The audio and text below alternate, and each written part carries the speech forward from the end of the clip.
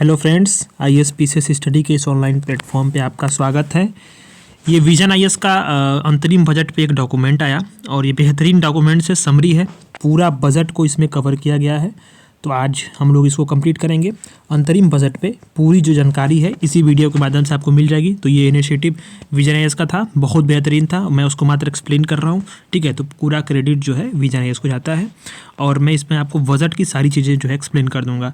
तो यहाँ से शुरू करते हैं हम लोग। बजट क्या है, इस वीडियो को देखने के बाद आप बजट से एक भी क्वेश्चन गलत नहीं करेंगे, ठीक है, क्योंकि सारी चीज़ें जो भी बजट में आती हैं वो सब कुछ जो है यहाँ पे एक्सप्लेन कर दूंगा। और ये पीडीएफ जो है टेलीग्राम पे डाल देंगे या फिर आप विजन आईएएस के ऑफिशियल वेबसाइट से भी इसको डाउनलोड कर सकते हैं। तो बजट क्या है पहले हम लोग समझते हैं। तो बजट में अगर देखा जाए संवैधानिक प्रावधान देखते हैं तो संविधान का जो आर्टिकल 112 है ना, उसके अनुसार बजट को सरकार जो है सरकार का वार्षिक वित्तीय विवरण एनुअल फाइनेंशियल स्टेटमेंट के रूप में जाना जाता है। मतलब हम जानते हैं कि जो जो संविधान है उसमें बजट शब्द का कहीं भी उल्लेख नहीं है। बजट को संविधान में हमें वार्षिक वित्तीय विवरण के रूप में जाना जाता है और इसी तरह से इसका उपयोग किया गया है आर्टिकल 112 के अंतर्गत, ठीक है। तो जानते हैं कि आप यहाँ पे लिखा हुआ कि संविधान में जो है बजट शब्द का उल्लेख जो है नहीं किया गया है, ठीक है। एक वित्तीय वर्ष में जो सरकार की अनुमानित प्राप्तियां होती हैं और व्यय होता है उसी का विवरण जो होता है वो बजट होता है। मतलब ये मान लीजिए एक सरकार है, ठीक, इधर से एक प्राप्ति मतलब इतना रुपए, मान लीजिए कि 100 रुपये प्राप्ति हो रही है और 100 रुपये मान लीजिए सरकार व्यय कर रही है, ठीक है। तो जो व्यय हो रहा है, ठीक, और जो प्राप्ति हो रही है वो किन किन मदों से प्राप्ति हो रही है और किन किन मदों पे व्यय करना है, इसी का जो विवरण होता है वो आपका होता है बजट, ठीक है। तो ये आपका बजट का डेफिनेशन हो गया, ठीक। तो जो संघीय बजट होता है, यानी जो अभी हम लोग क्या पढ़ रहे हैं, हम लोग जो केंद्र सरकार का बजट है उसको पढ़ रहे हैं। तो जो संघीय बजट है उसको हम लोग राजस्व बजट और पूंजीगत बजट में वर्गीकृत करते हैं। तो ये दो बजट हो गया, मतलब इसमें राजस्व बजट हो गया एक तो, ठीक, और दूसरा होता है आपका पूंजीगत बजट। तो जो राजस्व बजट होता है ना, राजस्व बजट में क्या होता है कि जो राजस्व की प्राप्तियां होंगी, ठीक, जो राजस्व प्राप्तियां होंगी, जो ठीक है प्राप्तियां होंगी और इस प्राप्ति में जो किए जाने व्यय होंगे, राजस्व प्राप्तियां होंगी और उसी प्राप्ति में जो व्यय होंगे उसी को क्या बोलते हैं, आपका राजस्व बजट बोलेंगे, ठीक है।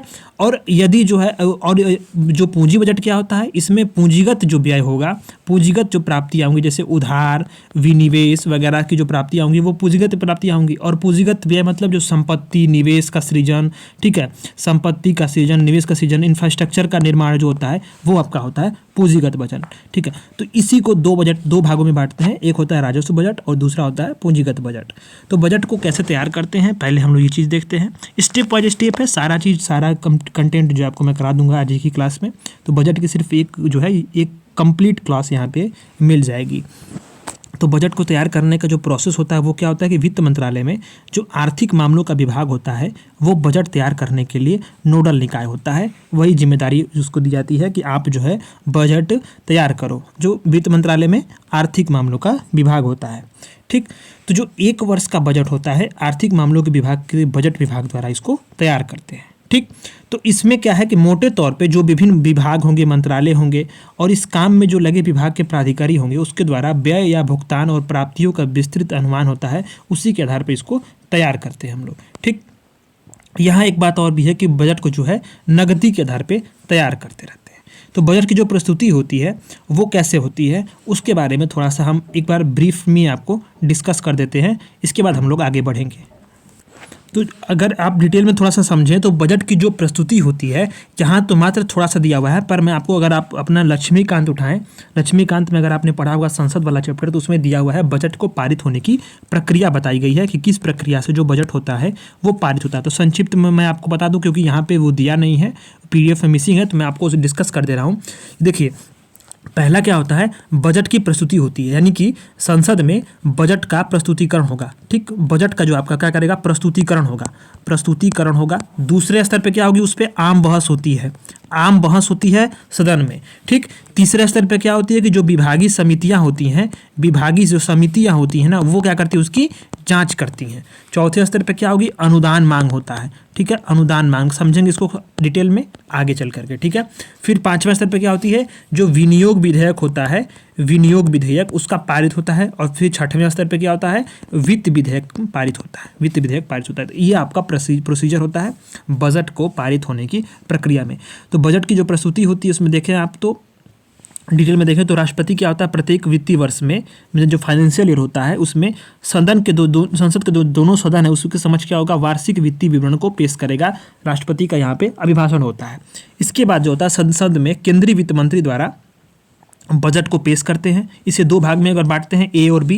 कौन सा भाग ए होता है, बजट का जो भाग ए होगा उसमें क्या होता है कि भाग ए में जो बजट का माइक्रो इकोनॉमिक्स भाग होता है, आपने पढ़ा होगा ना माइक्रो इकोनॉमिक्स और मैक्रो इकोनॉमिक्स। तो बजट का जो समष्टि आर्थिक होता है यानी कि मैक्रो इकोनॉमिक्स जो होता है वो पेश होता है भाग ए में। इसमें क्या होगा, जो सरकार की जो अलग अलग योजनाएं होंगी और जो प्राथमिकताएं होंगी, प्रायोरिटीज़ जो सरकार दे रही है जिस क्षेत्र में, उसकी घोषणा की जाती है, प्रायोरिटीज़ की और जो होता है आपकी जो योजनाएं होती हैं उसकी, ठीक। तो इसके तहत इसमें तहत होता क्या है कि इसके तहत अलग अलग जो क्षेत्र होते हैं उसके लिए निधि जो होती है वहाँ भी आवंटित करती है, फंड भी यहाँ पे आवंटित करते हैं भाग ए में। जो दूसरा भाग होता है वो होता है वित्त विधेयक से संबंधित बजट होता है, वित्त विधेयक होता है। इससे में क्या होता है, आयकर संबंधी संशोधन होंगे, इनडायरेक्ट टैक्स जैसे कराधान प्रस्ताव, ये सब चीज़ें इसमें शामिल होते हैं। तो जो बजट में पेश करने वाले प्रमुख कौन कौन से दस्तावेज होते हैं, तो वित्त मंत्री का जो बजट भाषण होता है उसके अलावा संसद में कौन कौन से बजट के जो दस्तावेज होते हैं वो प्रस्तुत होते हैं। आप जानते होंगे कि पीडीएफ मैंने टेलीग्राम पे शेयर किया गया था, तो उसमें तो आपने देखा होगा कि कम से कम 5 से 6 पीडीएफ थी। 5 से 6 पीडीएफ क्या थी, वही जो डॉक्यूमेंट्स जो होते हैं यहाँ पे जो प्रस्तुत होते हैं उसी डॉक्यूमेंट्स का पीडीएफ थी जो टेलीग्राम पे हमने शेयर किया था। तो वह पहला क्या होता है, जो दस्तावेज होता है वार्षिक वित्तीय विवरण। कौन सा, आर्टिकल 112 के तहत क्या होगा, जो वार्षिक वित्तीय विवरण होता है उसको हम लोग यहाँ पे जो है कि प्रस्तुत करते हैं। दूसरा होता है अनुदान मांगे, आर्टिकल 113 के तहत, ठीक, कि मतलब वो क्या होती हैं, ये अनुदान मांगे होती हैं। इसके हम बारे में हम लोग समझेंगे कि ये क्या होता है। तो ये क्या होती है, जो अनुदान मांगे होती हैं वो मंत्रालय वार जो होता है, कितनी कितनी मंत्रालय के द्वारा कितने कितने अनुदान मांगे हैं, ठीक है। तो जो होता है इसके मतलब इसके द्वारा प्रस्तुत होती है। ये लोकसभा का जो है विशेष शक्ति होती है अनुदान मांगों के संबंध में, राज्यसभा के पास ये नहीं होती है, ठीक है। तो अभी इसमें आप जानते हैं तीसरा होता है वित्त विधेयक, ठीक है। वित्त विधेयक होता है आर्टिकल 110 के तहत, ठीक। चौथा जो होता है एफआरबीएम जो अधिनियम है, फाइनेंशियल जो इसमें आता है fiscal management and fiscal responsibility and budget management act 2003 आया था, ठीक है। एफआरबीएम एक्ट आया था, इसमें था कि fiscal responsibility and budget management act 2003। इसके तहत जो अनिवार्य जो राजकोषीय डेटा होता है उसका विवरण होता है, मैक्रो इकोनॉमिक्स फाइनेंशियल स्टेटमेंट्स होती हैं और मीडियम टर्म फिस्कल पॉलिसी कम फिस्कल पॉलिसी स्ट्रेटेजी स्टेटमेंट भी होते हैं। और साथ साथ क्या होता है, कुछ अन्य दस्तावेज ये होते हैं कि इसमें व्यय बजट कितना है, बजट की प्राप्ति कितनी है, बजट की रूपरेखा क्या है व्यय की, बजट एक नज़र में जो मैंने यहाँ पे आपको पीडीएफ से शेयर की थी, इसकी प्रमुख विशेषताएं क्या हैं और जो घोषणाएं होती पिछले बजट में उसकी क्रियान्वयन क्या स्तर क्या है, वो सब चीज़ें यहाँ पे होती हैं। अगर मोटे तौर पे देखें तो बजट का इतिहास के बारे में यहाँ पे बताया गया है कि बजट का इतिहास क्या था। तो स्वतंत्रता से पहले का इतिहास और स्वतंत्रता के बाद का इतिहास। तो बजट क्या है, पहली बार 7 अप्रैल 1860 को ईस्ट इंडिया कंपनी के ब्रिटिश क्राउन को भारतीय प्रशासन के हस्तांतरण के 2 साल बाद पेश किया गया था। मतलब जब 1857 का विद्रोह हुआ उसके बाद क्या हुआ, जो ईस्ट इंडिया कंपनी से सत्ता थी वो कहाँ चली गई थी, ब्रिटिश क्राउन के पास चली गई थी। 1858 के जो अधिनियम था उसके द्वारा, उसी के 2 साल बाद जो है 1860 में क्या हुआ, पहली बार जो है कि बजट पेश किया गया था। कब, जो है ईस्ट इंडिया कंपनी से जब ब्रिटिश क्राउन को सत्ता हस्तांतरण हो गया था, इसके बाद 2 साल बाद। तो बजट प्रस्तुत करने वाले पहले वित्त सदस्य कौन थे, जेम्स विल्सन थे। ये आपको फैक्ट को ध्यान देना है। और अंतरिम जो सरकार का गठन हुआ था स्वतंत्रता के घोषणा के बाद में, तो लियाकत अली खान ने 1947-48 का बजट प्रस्तुत किया था। ये वित्त मंत्री थे लियाकत अली खान, जो मुस्लिम लीग से संबंधित थे। इन्हीं ये जो है बार बार जब पाकिस्तान की मांग उठने लगी तो लियाकत अली खान ही थे जो वित्त मंत्री थे। और उस वक्त क्या रहा था कि ये अनुपस्थित हो रहे थे तो कई सारे प्रॉब्लम्स क्रिएट हो रहे थे, इसी पे विवाद हुआ। और इसके बाद जो है इसी का हल निकालने के लिए फिर बाद में विभाजन वगैरह की समस्याएं जो थी वो निपटाई गई और इनको हटाया गया, ठीक है। तो फिर ये आप जानते हैं उस वक्त की अंतरिम सरकार के जो सदस्य थे कौन, लियाकत अली खान, उन्होंने जो है अंतरिम बजट प्रस्तुत किया था 1947-48 का। इसके बाद जब स्वतंत्रता के बाद की जो परिस्थितियाँ आती हैं उसको हम लोग देखते हैं कि स्वतंत्र भारत के जो प्रथम वित्त मंत्री थे आर.के. शनमुखम शेट्टी थे, उन्होंने 26 नवंबर 1947 को पहला बजट पेश किया। तब से जो है बजट की प्रक्रिया विकसित हुई और क्या होती है, पब्लिक जो फाइनेंस मैनेजमेंट है उसके लिए महत्वपूर्ण साधन के रूप में उभरी है। हालांकि साथ ही क्या होती है, बजट हमारी अर्थव्यवस्था को आकार देने और हमारी लोकतांत्रिक प्रक्रियाओं में जो हमारी कैपेसिटीज़ है ना, उसको भी ये दर्शाती है। ये बजट का हमारा इतिहास रहा है। ठीक है, तो बजट की जो प्रक्रिया होती है ना, वो आप देख लीजिए।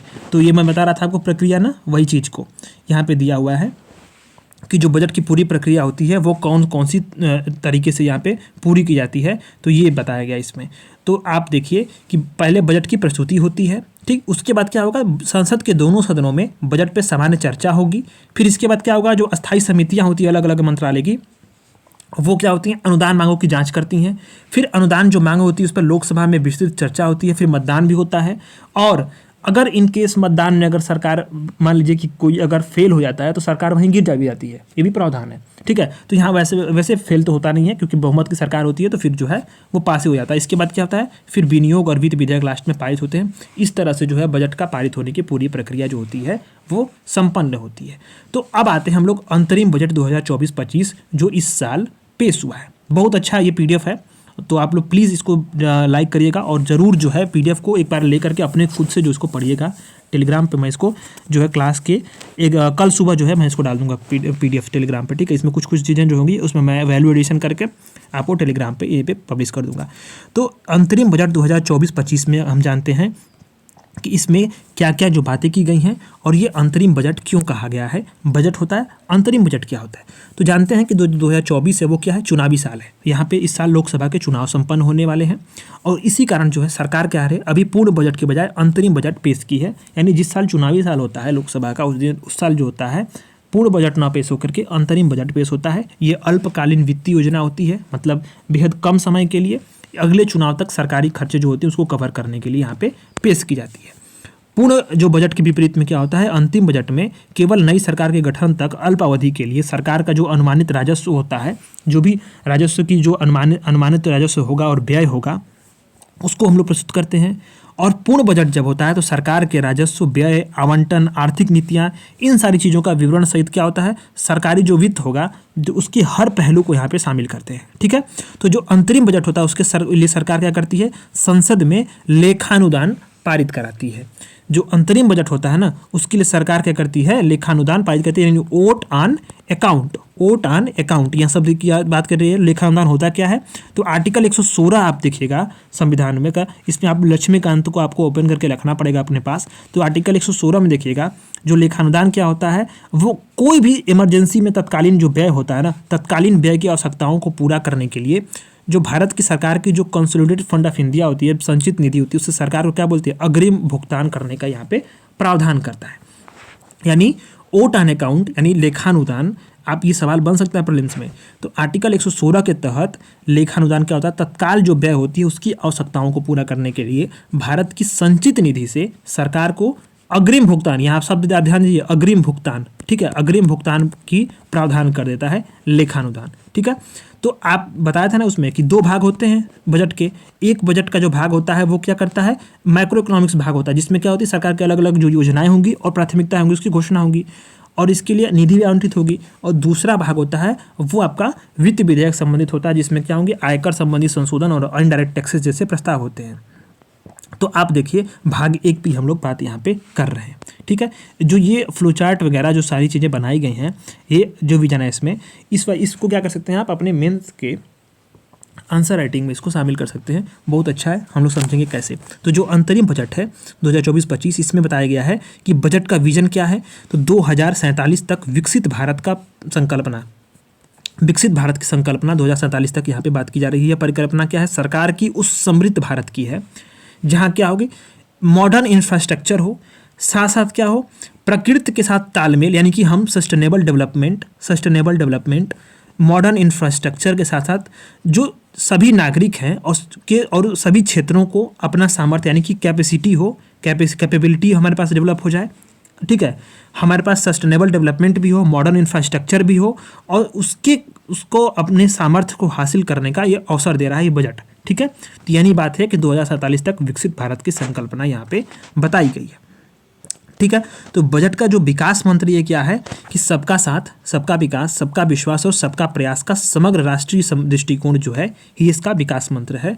जो समावेशन है यानी इंक्लूजन है उसके सभी तत्वों को यहाँ पे शामिल करना गया, इसी बजट का दर्शन होता है। यानी कि इसमें इंक्लूजन में कौन कौन सी बात की गई है? सामाजिक समावेशिता, मतलब समाज के सभी वर्गों की कवरेज के जरिए सामाजिक समावेशिता को प्राप्त किया जाएगा। भौगोलिक समावेशिता मतलब देश के सभी क्षेत्रों का विकास, कोई भी कोना न छूटे, इसके लिए यहाँ पे बात की जा रही है।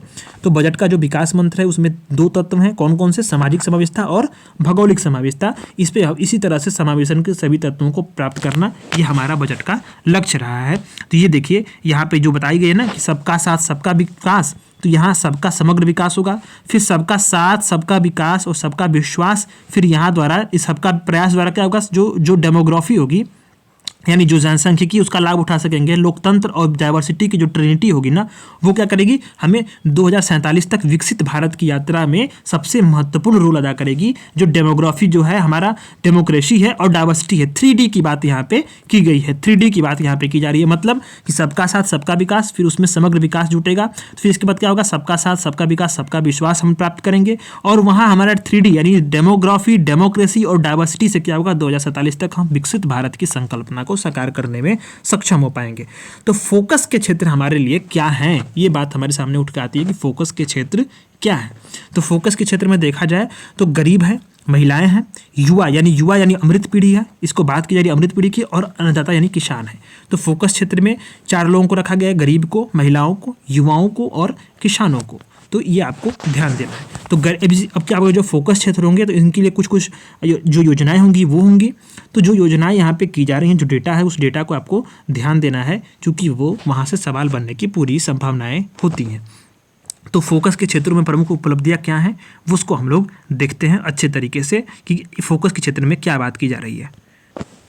गरीबों के लिए क्या है? तो गरीबों के लिए देखें तो गरीबी उन्मूलन यानी कि 25 करोड़ लोगों को मल्टी डायमेंशनल पॉवर्टी से मुक्ति मिली है। ये डेटा यहाँ पे बजट में पेश किया गया है, आपको ध्यान देना है। ये बजट में पेश होने के कारण क्या है कि आप इसको जो इकोनॉमी GS3 है ना, वहाँ भी आपको इसको लिख सकते हैं डेटा को, क्योंकि GS3 में ये बजट में आप जो डेटा दिया गया है उसको लिखने के लिए ऑथेंटिक डेटा इससे अधिक कुछ नहीं हो सकता। और ये बात कहाँ से है? तो नीति आयोग है ना, नीति आयोग भारत में यही जो है नोडल एजेंसी है, क्या करती है वो? मल्टी डायमेंशनल पॉवर्टी इंडेक्स को निकालने के लिए। तो उसी की रिपोर्ट मैंने इसको आपको अक्टूबर मंथ की मैगजीन आई थी या नवंबर मंथ में, उसको मैंने करा दिया था। मल्टी डायमेंशनल पॉवर्टी इंडेक्स जो नीति आयोग द्वारा पारित हुआ, नीति आयोग द्वारा जारी हुआ था। तो उसमें क्या था? बताया गया था 25 करोड़ लोगों को मल्टी डायमेंशनल जो पॉवर्टी थी उसको मुक्ति मिली है। जो DBT है, डायरेक्ट बेनिफिट ट्रांसफर यानी PM जो जनधन खाते थे उसके उपयोग से 34 लाख करोड़ रुपए का DBT के जरिए सरकार को क्या हुआ है? लगभग 2.7 लाख करोड़ रुपए की बचत हुई है। यानी कि कैसे बचत होगी? सरकार को जो है जो भी लक्षित लोग थे, लक्षित लोगों तक योजनाओं का लाभ पहुंचा है, ठीक, योजनाओं का लाभ पहुंचा है। और यहाँ पे जो रिसाव होता था ना, जिस तरह से जैसे कि जो अपात्र लोग थे उनको योजनाओं का लाभ पहुंचना, पात्र लोगों तक योजनाओं का लाभ न पहुंच पाना, इस वजह से जो रिसाव होता था वो रिसाव रुका है। इसी रिसाव से क्या हुआ कि लगभग 2.5 लाख करोड़ रुपए की बचत हुई, यानी कि 2.7 लाख करोड़ रुपए की सरकार को बचत हुई है। ठीक है। PM स्वनिधि योजना के जरिए क्या है कि लगभग 68 लाख जो स्ट्रीट वेंडर्स थे उसको ऋण सहायता दी गई है, यानी वो किसी तरह से अपना स्वरोजगार करने में सक्षम हुए हैं। जो 2.3 लाख जो स्ट्रीट वेंडर थे उनको तीसरी बार क्रेडिट मिला है। ठीक। PM जनमन योजना थी, बहुत इंपॉर्टेंट है, इस साल सवाल यहाँ से बनने की पूरी संभावना, क्योंकि ये बिरसा मुंडा की जो जयंती थी उसी दिन आपका PM मोदी ने उड़ीसा से आपका जो है PM जनमन योजना की शुरुआत की थी। इसके बारे में मैंने नवंबर मंथ की मैगजीन में PM जनमन योजना के बारे में बहुत अच्छे से मैंने पढ़ाया भी है। तो PM जनमन योजना को ध्यान देना है। इसकी सहायता से क्या है, सरकार विशेष रूप से जो कमजोर आदिवासी समूह है उसको वहाँ तक पहुँचने में मदद मिली है और सरकार इसके लिए इसको फोकस कर रही है। PM विश्वकर्मा योजना यानी 18 व्यवसाय में जो लगे जो कारीगर हैं और शिल्प हैं उनको शुरू से अंत तक सहायता दी जा रही है, उनको सब्सिडी दी जा रही है, उनको ऋण प्रोवाइड किया जा रहा है, उनको किसी न किसी तरह से स्वरोजगार के माध्यम से PM विश्वकर्मा योजना के जरिए उनको जो है समृद्धि में बढ़ोतरी की जा रही है। तो यानी आपको ध्यान देना है कितने प्रकार के व्यवसाय हैं, तो 18 प्रकार के व्यवसाय में जो कारीगर और शिल्प हैं उनको शुरू से अंत तक यहाँ पे हम लोग सहायता दे रहे हैं। महिलाएं जो हैं फोकस एरिया में हैं, तो महिलाओं के जरिए हम लोग देखते हैं। तो महिलाओं को क्या है कि मुद्रा योजना, यानी मुद्रा योजना क्या थी, आपको जो है वहाँ पे ऋण दी जाती थी। ठीक है, आपको ऋण दी जाती थी मुद्रा योजना के जरिए। उसका फुल फॉर्म ये है micro units development and refinance agency limited. ठीक है, ये मुद्रा का मतलब फुल फॉर्म्स था। ये क्या था, ये सरकार ने सेट किया था ये लिमिटेड को। ये क्या करती थी कि ये जो है लोगों को जो है कि ये प्राइम मिनिस्टर जो थे वो क्या करती थी, 10 मतलब लगभग 10 लाख के जो नॉन कॉर्पोरेट और जो एमएसएमईज थी उसको जो है लोन देती थी। ये 8 अप्रैल को 2015 में इसकी शुरुआत की गई थी मुद्रा योजना की। तो अब तक मुद्रा योजना के तहत क्या है कि जो महिला उद्यमियां हैं उनको लगभग 30 करोड़ रुपए का क्या है लगभग जो है ऋण प्रदान कर दिया जा चुका है। जो हायर एजुकेशन है वहाँ पे महिला की जो नामांकन दर है वो उसमें 28% की वृद्धि हुई है। जो स्टेम कोर्स है उसमें लड़कियों का और महिलाओं का जो है नामांकन दर कितना है आपका 43% है। तो ये आपको ध्यान देना है कि स्टेम कोर्सेज में ये आंकड़ा क्या है, दुनिया में पूरे सबसे अधिक है। स्टेम कोर्सेज क्या होते हैं, साइंस, ठीक है, साइंस, टेक्नोलॉजी और इसके बाद क्या हो गया इंजीनियरिंग और मैथमेटिक्स। तो साइंस, टेक्नोलॉजी, इंजीनियरिंग, मैथमेटिक्स इसमें क्या है स्टेम कोर्स बोलते हैं इसको। ध्यान देना इसमें क्या है, इसमें परसेंटेज महिलाओं का और लड़कियों का कितना है 43, यानी कि पूरी दुनिया में सबसे अधिक है। ठीक है, यहाँ पे 3 तलाक को गैर कानूनी बनाकर क्या है महिलाओं की गरिमा की सुरक्षा की गई है। ठीक, लोकसभा और राज्य विधानसभा में क्या है महिलाओं के लिए 1/3 सीटों को आरक्षित करके 128वें संविधान संशोधन विधेयक को मंजूरी दी गई। ठीक है, इसके बारे में हम लोग डिटेल से चर्चा भी कर चुके हैं। ठीक, और ये विजन आयस की मैगजीन में ही। और ग्रामीण क्षेत्रों में पीएम आवास योजना है उसके तहत क्या है 70% से जो अधिक मकान है उसमें महिलाओं को या एकल रूप से या ज्वाइंटली जो है मालिकों के रूप में इसके प्रदान किया गया। ठीक है, तो ये बहुत इंपॉर्टेंट है। और यहाँ पे आप जानते हैं कि ये सवाल यहाँ पे एक बार जो है पिछली बार यूपीपीसीएस में किसमें जो है ये सवाल पूछा था कि जो महिलाओं का जो है लेबर फोर्स में पार्टिसिपेटरी रेशियो है उसमें देखना है आपको ध्यान। तो आपका 2017-18 के मुकाबले 2022-23 में क्या है कि 23% से बढ़कर के 37% जो है महिलाओं की श्रम बल में भागीदारी में वृद्धि हुई है। तो यानी कितना परसेंट की वृद्धि हुई है, तो आपको ध्यान देना है आपको 14% की यहाँ पे लगभग वृद्धि हो गई है। तो जो तीसरा है आपका यूथ, जो फोकस एरिया यूथ है, यूथ में क्या बात की जा रही है, तो जो नई शिक्षा नीति थी 2020 वाली वो क्या है परिवर्तनकारी जो सुधार इसकी शुरुआत कर रही है। पीएम श्री जो स्कूल्स खुले गए हैं इसमें क्या है कि PM schools for rising India का फुल फॉर्म है। इसमें गुणवत्तापूर्वक पढ़ाई हो रही है और बच्चों का समग्र और चहुमुखी विकास भी किया जा रहा है। कौशल भारत मिशन आप जानते ही होंगे। ठीक है, तो कौशल भारत मिशन के बारे में ये हमें ध्यान देना है कि लगभग 1.4 करोड़ जो युवाओं उनको प्रशिक्षित किया गया है और लगभग 54 लाख युवाओं को कौशल को अपग्रेड करके और लगभग 3000 नए ITI जो खोले गए हैं ये आपको ध्यान देना है। नए संस्थान कौन कौन से खोले गए हैं, लगभग जो है 7 IITs खोले गए हैं, 16 IITs खोले गए हैं, 7 IIM खोले गए हैं, 15 एम्स खोले गए हैं और 390 नए विश्वविद्यालय यहाँ पे स्थापित किए गए हैं जो हायर एजुकेशन को प्रमोट कर रहे हैं। पीएम मुद्रा योजना के बारे में बात की जा रही है। तो पीएम मुद्रा योजना के बारे में लगभग है कि कुल मिलाकर के 22.5 लाख करोड़ रुपए के लगभग 43 करोड़ जो लोन है वहाँ पे स्वीकृत कर दिए गए हैं। Funds of funds, startup India, startup credit guarantee योजना जो क्या कर रही है ये युवाओं को जो है कहीं ना कहीं ऋण दे करके डेप्ट को प्रोवाइड करके सहायता करने और रोजगारदाता बनाने के लिए कहीं ना कहीं मददगार साबित हो रही हैं। ये भी बहुत जरूरी है। यहाँ पे कदम यहाँ पे हासिल किया गया है। खेलों में जो युवाओं की भागीदारी है उसमें देखता है 2023 में जो एशियाई गेम्स थे उसमें एशिया पैरा ओलंपिक गेम थे उसमें अब तक का सबसे बेहतरीन प्रदर्शन भी हासिल हुआ। आप जानते हैं 2023 में ही जो शतरंज थे उसके प्रतिभाशाली जो खिलाड़ी थे प्रज्ञानंद, उसने मौजूदा विश्व चैंपियन जो थे मैग्सन कार्लसन के विरुद्ध कड़ी चुनौती भी पेश की थी। भारत में वर्तमान में 80 से अधिक जो है शतरंज ग्रैंड मास्टर हैं जबकि इसकी संख्या क्या थी 2010 में 20 से ही ज़्यादा थी। ठीक है, लगभग 4 गुना यहाँ पे बढ़ोतरी हुई है। अब चौथा जो फोकस एरिया है वो किसान है। ठीक है, तो किसानों को देखते हैं। तो पीएम किसान सम्मान योजना के तहत क्या है कि लघु और सीमांत किसानों को लगभग 11.8 करोड़ किसानों को डायरेक्ट डीबीटी के माध्यम से हम लोग प्रत्यक्ष सहायता सरकार दे रही है। पीएम फसल बीमा योजना के तहत 4 करोड़ जो किसान इससे लाभान्वित हो रहे हैं। इलेक्ट्रॉनिक राष्ट्रीय की जगह ई नैम पे मैंने बहुत बार आर्टिकल भी लिखा है, उस आपको यहाँ पे जो है आपको मैगजीन के माध्यम से भी ई नैम के बारे में बहुत बताया है। आर्टिकल जो मैंने कम से कम 5-7 अखबारों में लिखा था ई नैम के बारे में आज से 2018 में ही जब चालू हुई थी तभी, तो उसको भी मैंने टेलीग्राम पे शेयर किया, उसको जानते ही होंगे। तो ई नैम के माध्यम से क्या है लगभग 1361 जो मंडियां हैं उसको इंटीग्रेटेड रूप से एकत्रित कर दिया गया है और 3 लाख करोड़ रुपए मूल्य का जो है वहाँ से लगभग कारोबार हो रहा है, जिससे क्या है लगभग 1.8 करोड़ जो किसान उसको सेवाएं मिल रही हैं। अन्य उपाय क्या क्या हैं जो किसानों के लिए, ये किसान केंद्रित नीतियाँ हैं, आय की सहायता है, मूल्य और बीमा समर्थन के माध्यम से जो जोखिम है उसका कवरेज किया जा रहा है, स्टार्टअप स्टार्टअप्स के माध्यम से जो टेक्नोलॉजीज है, इनोवेशन उसको बढ़ावा दे रहे हैं। तो यहाँ से किसानों को भी लाभ हो रहा है। तो हमें अब जानना है कि अमृतकाल के लिए रणनीति क्या है। अमृतकाल के लिए किस बात की बात की जाती है, यानी कि जो है स्वतंत्रता के जो है 75वें वर्ष में हम लोग जो पहुँच रहे हैं, तो 75वें वर्ष से लेकर के जो 100वें वर्ष तक जो हम लोग मनाएंगे 2047 तक, तो ये काल क्या है, अमृतकाल है। ठीक है, यही काल जो है अमृतकाल है। तो जो ये अमृतकाल है, इसी के लिए क्या है कि हम लोग जो है अपना पूरी योजनाओं को सरकार विजन बना रही है, और यही विजन के लिए यहाँ पे इस डॉक्यूमेंट में बताया गया है कि अमृतकाल जो है, इसी काल में 2047 तक हमें क्या करना है, विकसित भारत के संकल्प को पूरा कर लेना है। यही जो बात यहाँ पे बार बार सरकार अपने करने के प्रयास करी, विकसित भारत का संकल्प जो है 2047 तक हमें प्राप्त कर लेना है, जब हम स्वतंत्रता के 100वें वर्ष में जो है हम लोग प्रवेश करेंगे। तो इसी के लिए जो सरकार जो है अमृतकाल की जो रणनीति है वो क्या है, सतत विकास। यहाँ पे बात की जाए सतत विकास की, तो यानी हमने जो लक्ष्य रखा था नेट जीरो का, वो कब तक रखा है, 2070 तक रखा है। ये कई बार चीज़ें हो चुकी हैं कि 2070 तक जो है हम नेट जीरो की हासिल करने की प्रतिबद्धता को यहाँ पे शामिल करना चाहते हैं। जो पवन ऊर्जा है उसके लिए वायबिलिटी गैप फंडिंग जो है, VGF वायबिलिटी गैप फंडिंग, वो उसके लिए व्यवस्था की जा रही है।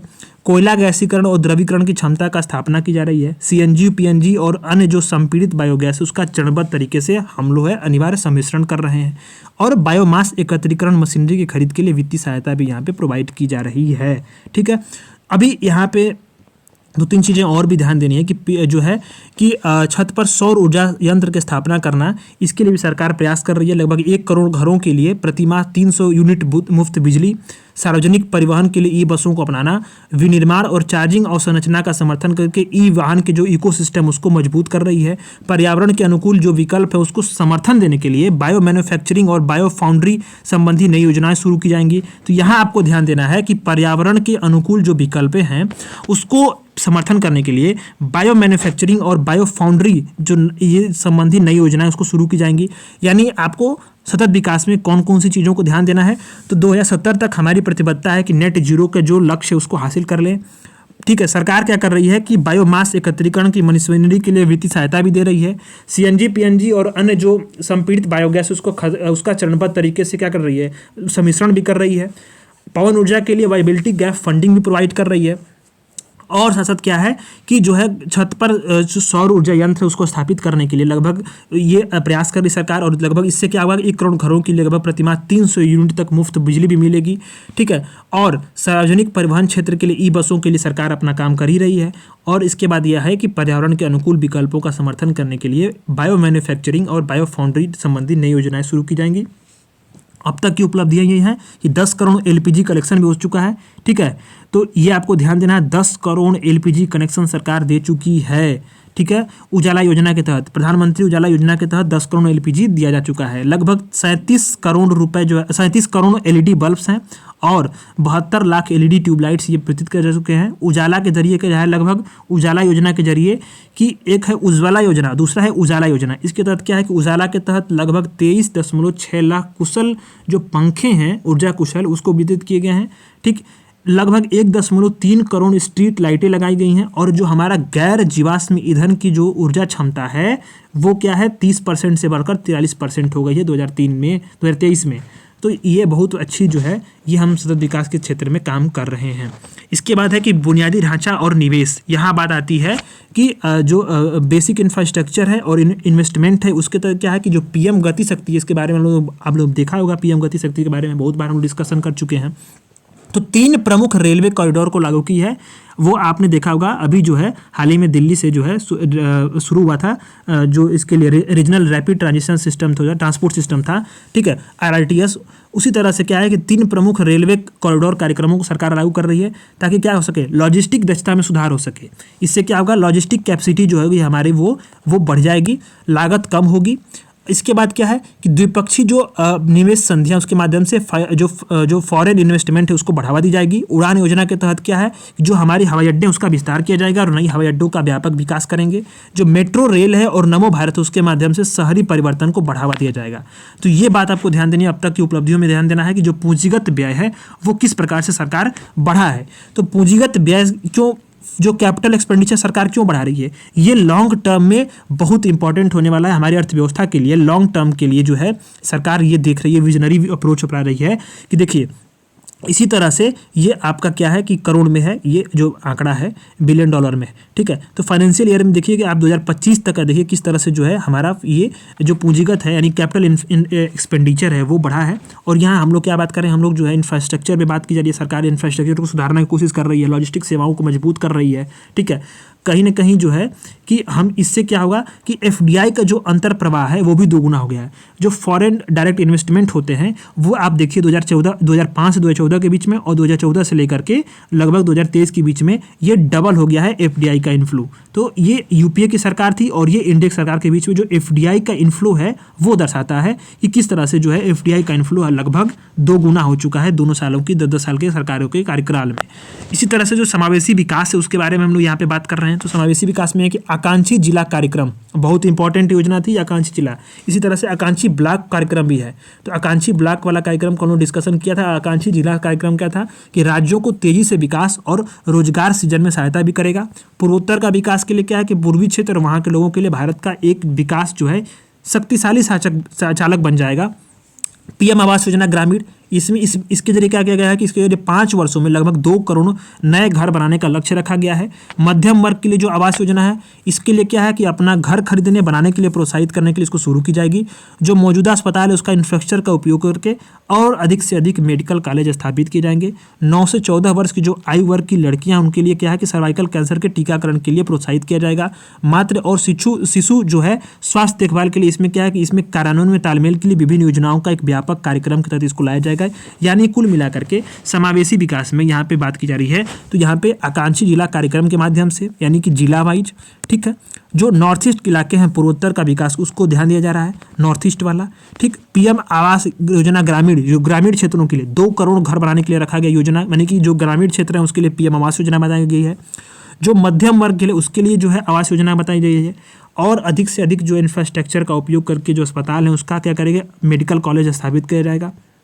यहाँ लड़कियों के लिए क्या है, सर्वाइकल कैंसर के जो टीकाकरण उसको प्रोत्साहित किया जा रहा है। मातृ और शिशु देखभाल के लिए सरकार क्या कर रही है, जो सभी कार्यक्रम हैं उसको एकीकृत करके एक व्यापक कार्यक्रम के तहत उसको लाएगी, ठीक है।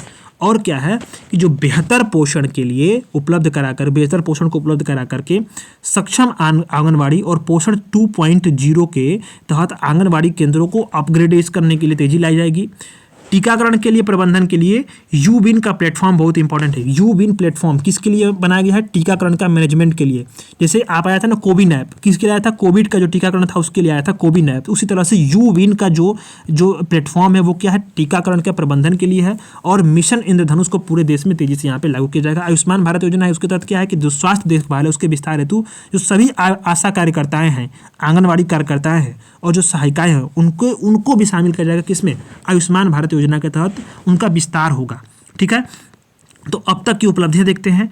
तो उपलब्धियां ये है कि जो आकांक्षी जिला थे उसमें समावेशी विकास को देखते हैं कि प्रथम ये परसेंटेज में देख लीजिए। ये देखिए 2018 से लेकर के प्रवृत्ति कितनी हुई अक्टूबर 2023 तक में, आप देखिए कि 68 से सीधे 89 पहुंच गया है परसेंटेज। यानी किस मामले में, जो प्रसवपूर्व देखभाल के लिए पंजीकृत महिलाओं का परसेंटेज के लिए।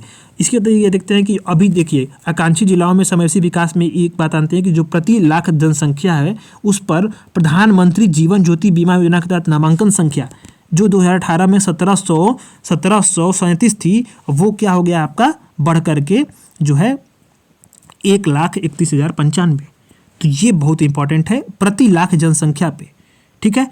तो ये बहुत इंपॉर्टेंट डेटा है जिसको ये दर्शाता है कि कहीं ना कहीं जो है कि हम लोग उसमें आगे बढ़ रहे हैं कार्यों के जो है संचालन में। अभी इसी तरह से एक डेटा ये भी है PMAY का, ये प्रधानमंत्री आवास योजना का जो आवंटन है इसमें देखिए 2023-24 में क्या था आपका करोड़ रुपए, यानी कि 79,590 करोड़ रुपए, इससे बढ़ा करके 80,000 करोड़ कर दिया गया है। यानी आपको बताया गया है ऊपर क्यों किया गया है, क्योंकि पीएम आवास योजना ग्रामीण के जरिए 5 वर्षों में 2 करोड़ एडिशनल घर बनाने का लक्ष्य यहाँ पे रखा गया है। अब आता है कृषि और खाद्य प्रसंस्करण। ये वाला जो सेक्शन है ना, यहाँ से GS3 में डायरेक्ट सवाल आएंगे। डायरेक्ट सवाल यहाँ से आते हैं क्योंकि यहाँ पे क्या है, इसमें से वैल्यू एडिशन भी GS3 में डेटा में आपको जो है ऑथेंटिक डेटा यहाँ पे मिलेगा। क्यों आता है? क्योंकि बहुत इंपॉर्टेंट डायरेक्टली आपके सिलेबस में मेंशन है कृषि और खाद्य प्रसंस्करण। तो फसल की कटाई के बाद की जो गतिविधियाँ होती हैं उसमें क्या करने की बात की गई है कि निजी और सार्वजनिक निवेश को बढ़ावा देने की बात की गई है। किस लिए? जो उपज है उसका एकत्रीकरण हो, ठीक है, आधुनिक भंडारण यानी कि जो स्टोरेज कैपेसिटी उसको आधुनिक बनाया जाए, कुशल आपूर्ति पूर्व श्रृंखला मतलब जो हमारा सप्लाई चेन है ना उसको बेहतरीन किया जाए, कुशल तरीके से उसका मैनेजमेंट हो सप्लाई चेन का, और प्राथमिक और माध्यमिक प्रसंस्करण यानी कि जो उसका प्रोसेसिंग हो रहा है, जो चीज़ें हो रही हैं प्रोसेसिंग का, विपणन का यानी मार्केटिंग का और ब्रांडिंग का। और ब्रांडिंग के बाद क्या होगी? ये मार्केटिंग और ब्रांडिंग जब होगी तो फिर क्या होगा? ये इसका आयात निर्यात बढ़ेगा और कहीं ना कहीं जो है हम जो प्रोसेसिंग है, जो फूड प्रोसेसिंग है उसमें अग्रणी भूमिका निभा पाएंगे। और सबसे तेज़ी से अगर कोई उभरने वाला सेक्टर है फूड मतलब कृषि और अन्य चीज़ों में तो वो है फूड प्रोसेसिंग का सेक्टर, ठीक है, ये बात है। अभी यहाँ पे बात की जा रही है कि जो सभी जलवायु कृषि क्षेत्र हैं उसमें विभिन्न फसलों पर नैनो DAP का उपयोग यहाँ पे विस्तार किया जाएगा। नैनो DAP के उपयोग का यहाँ पे विस्तार करने की बात इस जो है बजट में की जा रही है, बहुत इंपॉर्टेंट है यहाँ पे। तो इसको जो है ध्यान देना है कि नैनो DAP का जो है यहाँ पे बात की जा रही है। नैनो DAP क्या है? इसमें जो नैनो DAP इसमें क्या है, 8% जो है वो क्या होता है, नाइट्रोजन होता है, और 16% जो होता है वो क्या होता है, फॉस्फोरस होता है, ठीक है। ये लिक्विड होता है, ठीक है। तो नैनो DAP की बात की जा रही है। नैनो DAP का मतलब है कि डाई अमोनियम फास्फेट, ठीक है। तो इसको आपको ध्यान देना है। ये कब क्या होगी? सभी जो क्लाइमेटिक जो जोन होगा ना, सभी क्षेत्रों में, एग्रीकल्चर के जो सभी क्षेत्र होंगे सभी क्लाइमेट्स में ये क्या होगा कि मतलब इसका विस्तार किया जाएगा, इस बात यहाँ पे बात की जा रही है, ठीक है। और आत्मनिर्भर ऑयल सीड अभियान यानी कि आत्मनिर्भर तिलहन अभियान के जरिए क्या होगा कि तिलहन के जरिए आत्मनिर्भरता को हासिल करने के लिए हम लोग क्या करेंगे, कार्यनीति तैयार की जाएगी, यहाँ पे बात की जा रही है। और जो नैनो जो DAP है ना कि ये क्या करेगी, कहीं ना कहीं जो हानिकारक जो पेस्टिसाइड्स होते हैं ना उसके उपयोग के कम करेगी। आत्मनिर्भर तिलहन अभियान चलाया जाएगा। इसके तहत क्या होगा, तो तिलहन के लिए आत्मनिर्भरता हासिल करने की क्या होगी, हम लोग रणनीति तैयार करेंगे।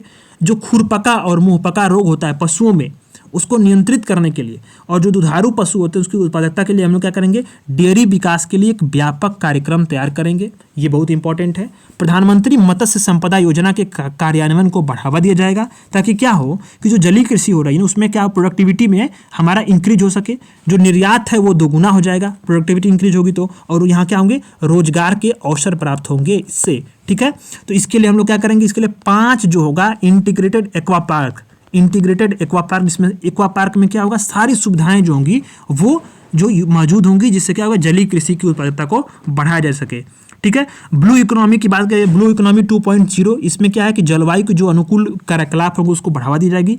इंटीग्रेटेड और मल्टी सेक्टोरल जो अप्रोच होगा उसके जरिए हम लोग क्या करेंगे, तटीय एक्वाकल्चर के यानी कि जो तटीय क्षेत्रों में समुद्र के जो तटीय एरियाज है वहाँ पे एक्वाकल्चर और मैरीकल्चर की एक योजना शुरू की जाएगी, ठीक है। यहाँ आपको ध्यान देना है, यहाँ आपको दो बातें समझनी है, एक्वाकल्चर और मैरीकल्चर। ये आप कंफ्यूज मत होइएगा। जो एक्वाकल्चर होता है ना उसी के अंतर्गत क्या होता है, मैरीकल्चर आता है, ठीक है। तो एक्वाकल्चर और मैरीकल्चर, उसको हिंदी में बोलते हैं समुद्री कृषि और जलीय कृषि और समुद्री कृषि। तो समुद्री कृषि क्या होती है कि जो व्यावसायिक आधार पर क्या होगी, समुद्र में जो मछली की खेती होती है उसी को क्या बोलते हैं, ये आपका समुद्री कृषि। और जलीय कृषि में क्या होती है कि इसमें उच्च आर्थिक मूल्य के जो जलीय पौधे होते हैं, ठीक है, पौधे और जानवर, इनमें से मछलियाँ, झींगा, केकड़ा वगैरह का जो है उत्पादन होता है, ठीक है। तो ये आपको यहाँ पे ध्यान देना होता है।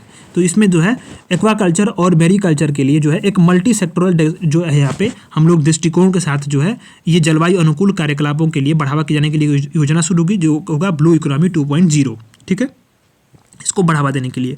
तो नीली क्रांति के लिए आवंटन में बढ़ोतरी किस प्रकार की गई उसको हम समझते हैं। तो आप देखिए 2025 करोड़ रुपए और यहाँ से बढ़कर के 2352 करोड़ रुपए इसे बढ़ाया गया है। इसी तरह से PM सूक्ष्म खाद्य प्रसंस्करण उद्यमों की जो औपचारिकरण योजना उसके लिए आवंटन में बढ़ोतरी किस तरह की गई है कि 2023-24 में ये 629 करोड़ था, उसको बढ़ा करके 880 करोड़ कर दिया गया है। किसमें, PM जो माइक्रो फूड प्रोसेसिंग जो उद्यम है उसकी औपचारिकरण के लिए जो उसका योजना चलाई गई थी उसके लिए यहाँ पे बढ़ोतरी की गई है। इसी तरह से पर्यटन बहुत इंपॉर्टेंट है, टूरिज्म सेक्टर। तो टूरिज्म सेक्टर में क्या है कि राज्यों को जो है प्रतिष्ठित जो पर्यटन केंद्र है उसका समग्र रूप से विकास करने, वैश्विक स्तर पर उनकी ब्रांडिंग करने और मार्केटिंग करने के लिए क्या किया जाएगा, प्रोत्साहित किया जाएगा। उसके आधार पर क्या होगी कि जो सुविधाएं होंगी उस सुविधाओं की गुणवत्ता होगी, उसके आधार पर जो पर्यटन केंद्र होंगे उसकी रेटिंग के लिए एक रूपरेखा तय की जाएगी, यानी उसका एक व्यापक रूपरेखा क्या हो रेटिंग के लिए। उसके फाइनेंस के लिए राज्यों को क्या होगा, समान आधार पे ब्याज मुक्त, यानी इसमें इंटरेस्ट पे नहीं करना है, दीर्घकालीन ऋण यानी बहुत लंबे समय तक के लिए, अल्पकालीन ऋण नहीं बल्कि दीर्घकालीन जो है यहाँ पे ऋण प्रदान किया जाएगा। किस लिए, जो पर्यटन का विकास हो सके। इसी तरह से जो लक्षद्वीप है, अभी हाल ही में लक्षद्वीप न्यूज में रहा ना, जिस तरह से मालदीव से विवाद हुआ, तो लक्षद्वीप सहित जो अन्य द्वीप है उसके लिए क्या होगा, बंदरगाह कनेक्टिविटी बढ़ाई जाएगी। पर्यटन संबंधी जो बुनियादी ढांचे हैं, सुविधाओं के लिए जो परियोजना है उसको शुरू की जाएगी, जिससे क्या हो सके, पर्यटन क्षेत्र को विस्तार मिल सके। यहाँ पे बात की जा रही है। अन्य उपाय देखते हैं तो प्रधानमंत्री अपने मन की बात में या अपने भाषणों में कई बार कर चुके हैं लखपति दीदी। तो लखपति दीदी का लक्ष्य क्या है, यानी इसमें यह है कि तात्पर्य कि जो स्वयं सहायता समूह होते हैं, सेल्फ हेल्प ग्रुप होती हैं, उनकी ऐसी महिला सदस्यों से जो होता है जो प्रति परिवार और प्रति वर्ष कम से कम 1 लाख रुपए की अस्थायी आय अर्जित करती हैं, उनको लखपति दीदी का दर्जा दिया जाता है। तो लखपति दीदी का जो लक्ष्य वो क्या करना है, 2 करोड़ से बढ़ाकर 3 करोड़ जो महिलाओं को लखपति दीदी बनाना है। ये सरकार लक्ष्य अपना लेकर चल रही है। वो ऐसी महिलाएं होती हैं जो स्वयं सहायता समूह, यानी जो समूहों के माध्यम से जो महिला ऐसी सदस्य जो प्रति परिवार प्रति वर्ष कम से कम 1 लाख रुपए की आय अर्जित करती हैं। रिसर्च एंड इनोवेशन को बढ़ावा देने की बात की जा रही है, यानी 50 साल के ब्याज मुक्त ऋण के साथ 1 लाख करोड़ रुपए का एक कोष स्थापित किया जाएगा, जो क्या करेगा, अनुसंधान और रिसर्च को बढ़ावा देगा। बहुत इंपॉर्टेंट है ये रक्षा के उद्देश्यों के लिए और आत्मनिर्भरता में तेजी लाने के लिए डीप टेक टेक्नोलॉजीज, यानी कि टेक्नोलॉजी के सेक्टर को मजबूत करने के लिए एक नई योजना शुरू की जाएगी। विकसित भारत के लिए राज्यों में सुधार, यानी विकसित भारत के जो सपने उसको साकार करने के लिए राज्यों में समृद्धि और विकास के अनेक कार्य जो समर्थनकारी सुधार होंगे उसको करें जाएगा। और 50 वर्ष का ब्याज मुक्त ऋण के रूप में 75,000 करोड़ रुपए का प्रावधान किया जाएगा। सामाजिक चुनौतियों का समाधान करना, यानी यहाँ पे यह है कि तीव्र जनसंख्या वृद्धि और जनसांख्यिकी परिवर्तनों के कारण जो उत्पन्न चुनौतियां उसका समाधान करने और विकसित भारत के लक्ष्य को प्राप्त करने के लिए एक उच्च प्राधिकार प्राप्त समिति का गठन कर जाएंगे, जो क्या करेगी, जो जनसंख्या की परिवर्तन आ रहा है और जनसंख्या में जो तेजी से वृद्धि हो रही है उसके कारण जो भी चुनौतियां उत्पन्न हो रही है उसके खिलाफ जो है अध्ययन करेगी, उसकी चीज़ों को, उसके जो समस्याएं हैं उसका अध्ययन करेगी और एक समाधान का राह निकालेगी, जो क्या करेगी, विकसित भारत के लक्ष्य को प्राप्त करने में सहायक हो सकेगा। इसी तरह से जो ये हो गया भाग 1। अब आता है भाग बी। यहाँ है भाग बी में क्या है कि प्रत्यक्ष और मतलब यहाँ पे जो है कहीं ना कहीं जो डेटा होते हैं ना उसको यहाँ पे प्रस्तुत किया जाएगा, यानी कि प्रत्यक्ष और अप्रत्यक्ष कर, डायरेक्ट और इनडायरेक्ट टैक्स यहाँ पे बात की जा रही है। तो डायरेक्ट टैक्स के बारे में बताया गया है कि पिछले 10 वर्षों में जो टैक्स का कलेक्शन है वो क्या है, 3 गुना हो गया है। टैक्स रिटर्न करने वाली जो संख्या उसमें लगभग 2.4% की वृद्धि हुई है। जो टैक्स रिटर्न करने का जो प्रोसेस 93 दिन था वो अब 10 दिन हो गया है, यानी टैक्स प्रोसेस रिटर्न को जो मतलब जो प्रोसेस था वो पहले क्या था, वो 93 था, बहुत लंबा प्रोसेस होता था, अब क्या है मात्र 10 दिन में हो जा रहा है। अब यहाँ पे बात की जा रही है कि 7 लाख रुपए उसकी तक आय वाले जो करदाता है उस पर कोई भी टैक्स नहीं है। जो खुदरा व्यवसाय उसके लिए क्या है, प्रिजिम्टिव कराधान के तहत जो सीमा है उसकी 2 करोड़ से बढ़ाकर 3 करोड़ कर दी गई है, ठीक। और मौजूदा जो कंपनियां हैं उसके लिए कॉर्पोरेट टैक्स की दर क्या है 30% से घटाकर 22% और नई विनिर्माण कंपनी जो है उसके लिए 15% कर दी गई है। तो आपको ध्यान देना है कि जो नई विनिर्माण वाली कंपनियां उसके लिए 15% है और जो कॉर्पोरेट टैक्स की दर 30% थी उसको घटा करके 22% यहाँ पे किया गया, ठीक है।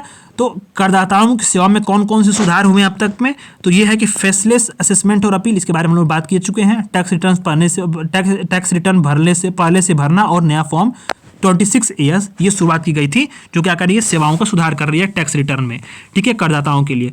इनडायरेक्ट टैक्स के बारे में बात की गई है।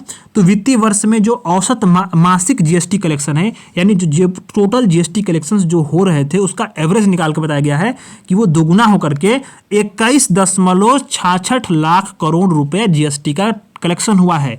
जीएसटी लागू होने के बाद में टैक्स बायोंसी देखा गया, यानी कर में उछाल देखा गया, इस तरह से बढ़ा है।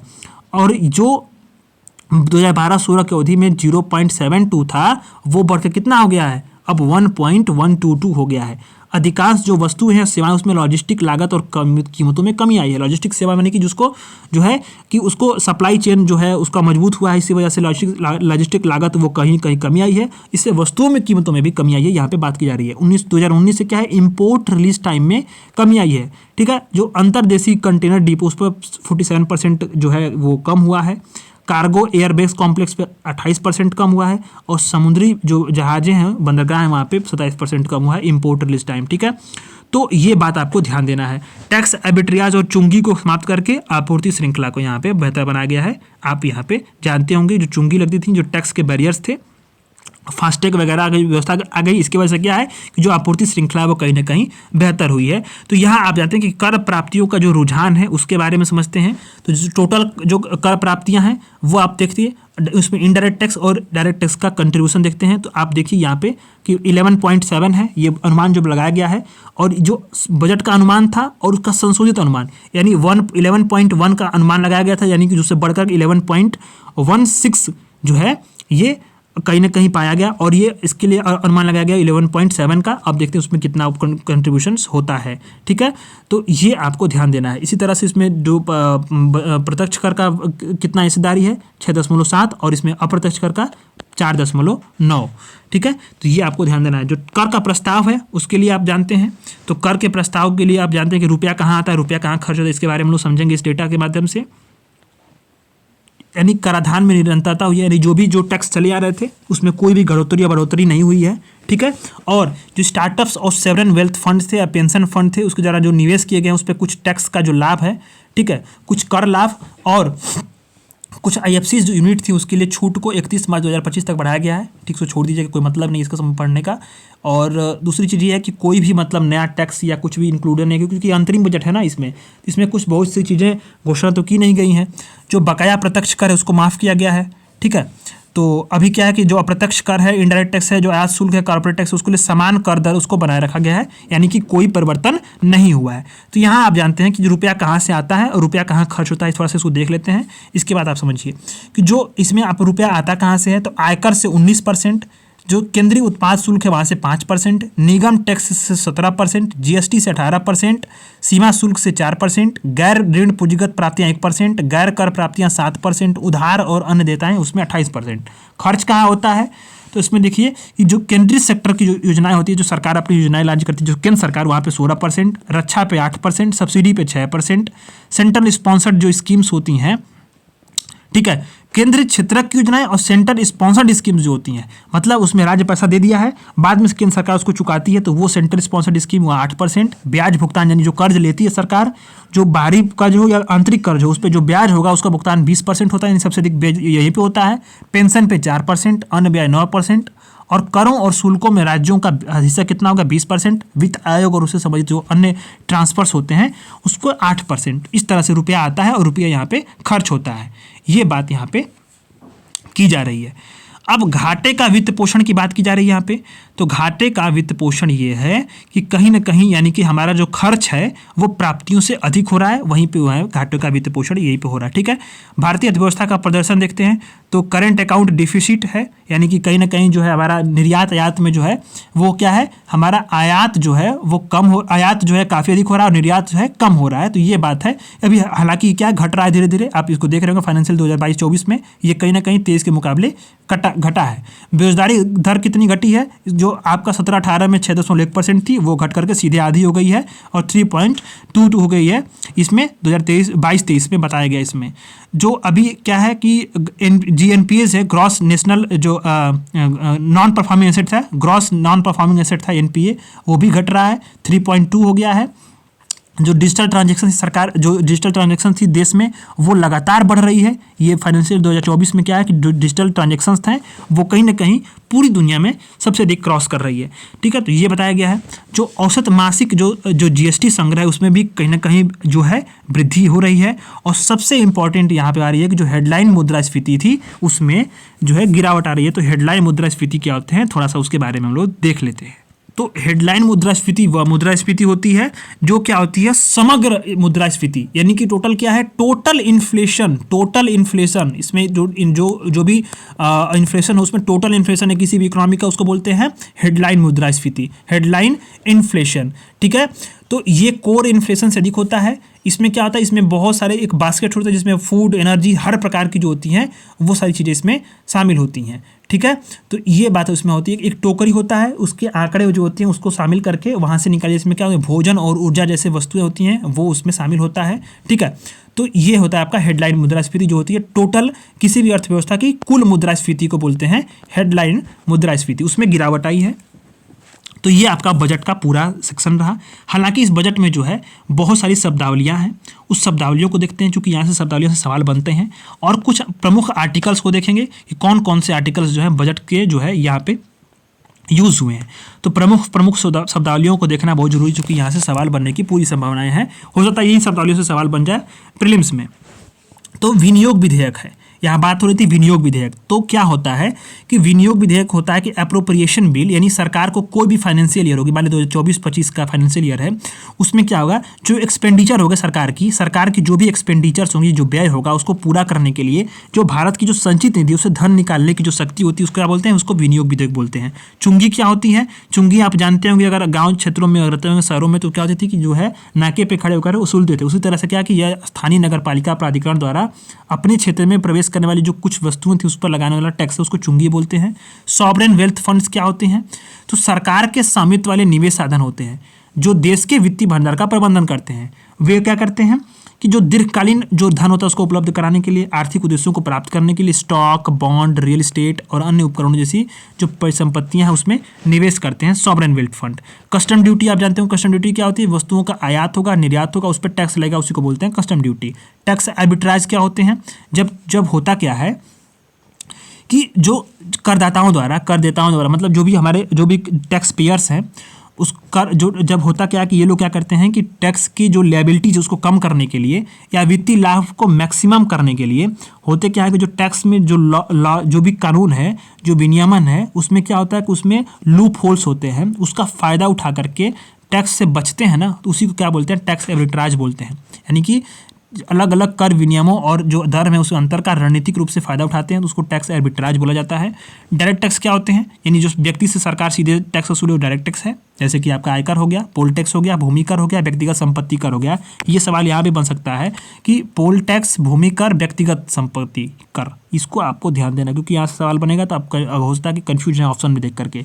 आयकर तो सब लोग जानते हैं, पर पोल टैक्स, भूमि टैक्स और व्यक्तिगत संपत्ति कर को भी ध्यान देना है। इनडायरेक्ट टैक्सों में क्या है कि वस्तुओं सेवाओं पर लगे जो टैक्स उसको इनडायरेक्ट टैक्स बोलते हैं। जैसे इसमें क्या है कि कर जो होगा अंतिम उपभोक्ता से, यानी विनिर्माता या खुदरा विक्रेता जैसे बदस्त एकत्रित करते हैं। इसके लिए क्या है कि जीएसटी, उत्पाद शुल्क और सीमा शुल्क ध्यान देना है आपको। जीएसटी, उत्पाद शुल्क या सीमा शुल्क ये क्या है, इनडायरेक्ट टैक्सेस में आते हैं।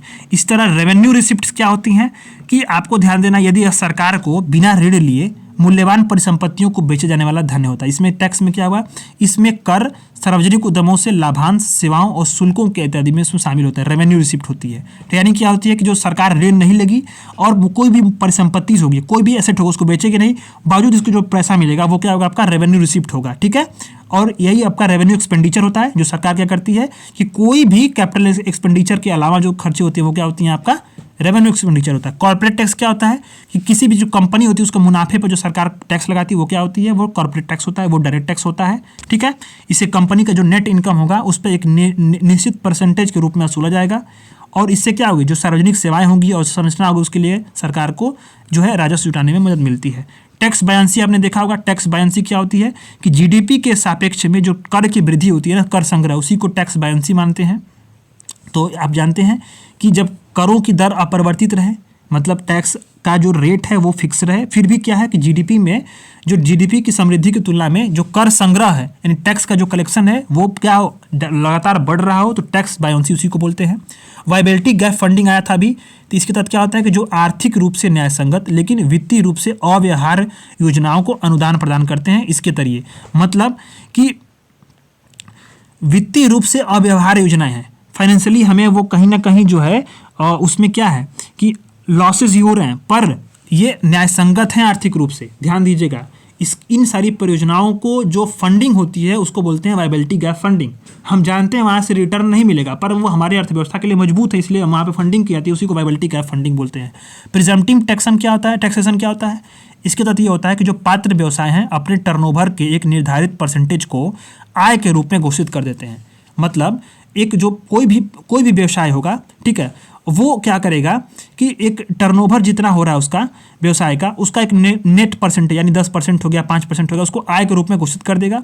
ठीक है, यह जो विस्तृत लेखांकन होता है यानी जो ऑडिटिंग होती है वो रिकॉर्ड की आवश्यकता को कम करते हुए जो कर नियम उसके पालन को सुनिश्चित करता है। ठीक है, इसको आसान शब्दों में देखें, आसान भाषा में ये है कि जो अनुमानित कराधान होता है उसमें क्या होता है कि जो कर की जो देनदारी है ना, टैक्स देने की जो देनदारी है, ठीक, उसका पता लगाने के लिए हम जो इनडायरेक्ट जो भी साधन का उपयोग करते हैं ना, उसी को क्या बोलते हैं, इनडायरेक्ट साधन को, उसी को प्रेजेंटिव टैक्सेशन बोलते हैं। यानी उन सारे अप्रत्यक्ष साधनों का उपयोग होता है जो क्या करते हैं, जो खातों के आधार पर सामान्य नियमों से भिन्न होता है, टैक्सेशन के लिए ये होता है। ठीक है, तो फिर आता है मुद्रास्फीति। अगर इसको समझ में नहीं आएगा तो आप बताएं, आपको थोड़ा सा डिटेल में मैं समझा दूं, लेकिन ये होता है कि समय काफ़ी ज़्यादा लगेगा इसको।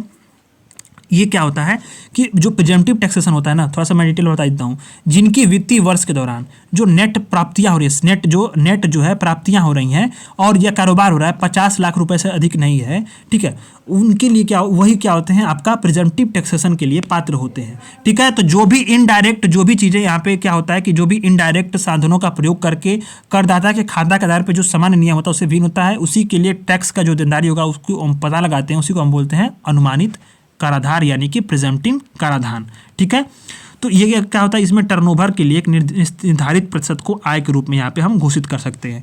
इन्फ्लेशन तो आप सब लोग जानते होंगे, यानी वस्तुओं सेवाओं के मूल्य में वृद्धि होता है, उसी को क्या होता है, वो दर्शाती है। और ये क्या होता है, मुद्रास्फीति का माप होता है, जो यह महंगाई की एक तरह से माप होती है, जो बताती है निश्चित अवधि में वस्तुओं सेवाओं में कितना एक सेट महंगा हुआ, कितनी उसकी जो प्राइजेस हैं वो अप एंड डाउन्स गई हैं, डाउन्स नहीं गई हैं, अप गई हैं। ठीक है, कैपिटल एक्सपेंडिचर आपने मुझे बताया कि सरकार द्वारा विकास के लिए जो निवेश होता है वही कैपिटल एक्सपेंडिचर होता है। जैसे मशीनरीज के लिए, शिक्षा के लिए, जो भी एसेट्स हैं उसमें, ठीक है, इंफ्रास्ट्रक्चर में, भविष्य में जो राजस्व उत्पन्न करने वाली जो गतिविधियां हैं उसमें निवेश होता है। ये क्या होता है, दीर्घकालीन निवेश जो होता है वो आपका कैपिटल एक्सपेंडिचर में होता है। ठीक है, बजट एस्टिमेट क्या होता है कि केंद्रीय वित्त मंत्री द्वारा बजट एस्टिमेट प्रस्तुत होता है। इसके तहत होता क्या है कि जो वार्षिक बजट में अनेक जो क्षेत्र होंगे, अनेक सेक्टर्स होंगे, उसमें पूंजी की आवंटन की रूपरेखा यहाँ पे प्रस्तुत की जाएगी। ये क्या होंगे, ये अनुमान सरकार की व्यय की मंशा का संकेत देंगे। और हालांकि ये सटीक नहीं होते हैं क्योंकि अनुमान फिर होता क्या है कि संशोधित अनुमान इसमें प्रस्तुत करते हैं। ठीक है, तो एस्टिमेट होता है कि हम कहीं ना कहीं इन सारे सेक्टर्स में इतना रुपया लगाने वाले हैं, ये बजट एस्टिमेट होता है। डीबीटीज़ का आप जानते होंगे, समाज कल्याण की जो विभिन्न योजनाएं चल रही हैं उसको लाभों के लिए, सब्सिडीज़ के लिए सीधे लाभार्थी के खाते में ये होता क्या है कि बैंक को द्वारा ट्रांसफर करते हैं, जो इससे क्या, इससे बिचौलियों की समाप्ति हो जाती है, धोखाधड़ी को रुकता है, रिसाव रुकता है, इससे क्या होगा, दक्षता, प्रभावशीलता और पारदर्शिता आती है। लेबर फोर्स पार्टिसिपेशन रेट क्या है, ये यानी कि किसी भी देश की जो आबादी है उसमें कामकाजी उम्र की जो आबादी है उसका परसेंटेज है ये। इसकी जो गणना कैसे होती है, तो श्रम बाजार में जो सक्रिय रूप से काम कर रहे हैं और काम की तलाश कर रहे हैं, इन दोनों लोगों के जो रेशियो होता है उसी के आधार पे लेबर फोर्स पार्टिसिपेशन रेट निकालते हैं। और इसमें हम लोग महिलाओं का अपने ऊपर डेटा देखा हुआ कि किस तरह से 14% की बढ़ोतरी हुई है, ऊपर मैंने अभी आपको बताया। तो अभी आते हैं कि बजट से संबंधित कौन कौन से महत्वपूर्ण संवैधानिक प्रावधान हैं, उन सारे आर्टिकल्स के बारे में डिस्कस करके ये क्लास यहीं पे एंड हो जाएगी। ठीक है, तो बजट में महत्वपूर्ण कौन कौन से प्रावधान हैं, आर्टिकल्स हैं, वो आपको जानना बहुत जरूरी हो जाता है। आर्टिकल 109 ये बोलता है धन विधेयक संबंधी विशेष प्रक्रिया। आर्टिकल 110 यानी धन विधेयक की जो परिभाषा है वो यहीं पे दी गई है। आर्टिकल 112 वार्षिक वित्तीय विवरण, आप जानते होंगे बजट 2000। आर्टिकल 113 क्या है, प्राक्कलन के संबंध में संसद की जो प्रक्रिया है। 2000 आर्टिकल 114 में, मैं 2014 बोल रहा हूँ, आर्टिकल 114 में विनियोग विधेयक। आर्टिकल 115 में क्या है, अनुपूरक, अतिरिक्त और अधिक अनुदान। आर्टिकल 116 में लेखानुदान, प्रत्यानुदान और अपवादानुदान, ये सारे शामिल हैं। आर्टिकल 117 में क्या है, वित्त विधेयक है, उसके बारे में विशेष प्रावधान की जा रही है। और आर्टिकल 150 में क्या है, संघ और राज्यों के जो लेखाओं हैं उसका प्रारूप है और जो अकाउंट्स है उसका प्रारूप है। आर्टिकल 151 ऑडिट रिपोर्ट है, ये ऑडिट रिपोर्ट है, ठीक, कैग द्वारा ही रिपोर्ट होगी। और आर्टिकल 265 क्या है कि विधि के प्राधिकार के बिना कोई भी टैक्स नहीं लगाया जाएगा। आर्टिकल 266 बोलता है भारत और राज्यों की जो संचित निधियां हैं और लोक लेखा है, पब्लिक अकाउंट्स है।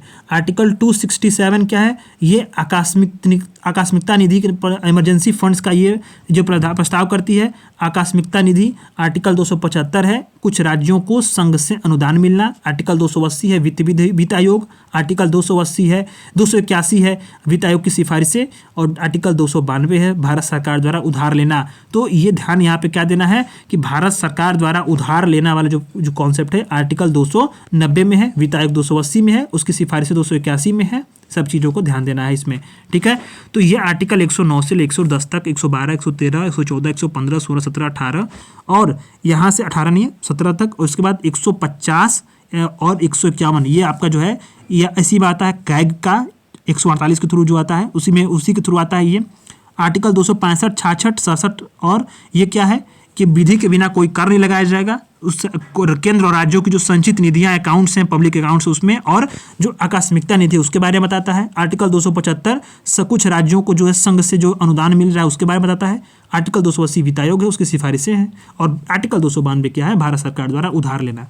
तो ये सारे जो आर्टिकल्स हैं वो क्या है आपके कि बजट संबंधित प्रमुख संवैधानिक प्रावधान है, ठीक है। तो इसमें आपको ध्यान देना है। मुख्यतः ध्यान देने वाली चीज़ें यहाँ पे ये है कि धन विधेयक संबंधी विशेष प्रक्रिया कहाँ पे दी है, 109 में दी है। परिभाषा 110 में दी गई है। वार्षिक वित्तीय विवरण 112 में है।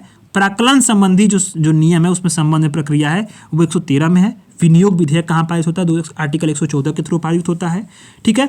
अनुपूरक अतिरिक्त या अधिक अनुदान यानी अनुपूरक जो बात की जाएगी अनुपूरक बजट के लिए अतिरिक्त अनुदान के लिए वो आर्टिकल 115 के थ्रू होगी। लेखानुदान, प्रत्यनुदान और अपवादानुदान क्या से होगा, आर्टिकल 117 के थ्रू होता है। और वित्त विधेयकों के बारे में विशेष प्रावधान आर्टिकल 117 में 16 में होता है लेखानुदान और 117 में होता है इसके बारे में विशेष प्रावधान। तो ये वाले सारे जो चीज़ें थी वो कवर हो गई हैं। तो बजट का पूरा सेक्शन यहाँ कंप्लीट होता है। अब कुछ बजट में कुछ भी बचा नहीं है, ठीक है। तो बजट का पूरा यहाँ पे सारांश में यहाँ पे हम लोगों ने कवर कर लिया है। तो वीडियोस को लाइक करिएगा, चैनल को सब्सक्राइब करके देखिएगा। कल हम लोग यूपी बजट पढ़ेंगे, ठीक है। तो अपने फीडबैक जरूर दीजिएगा।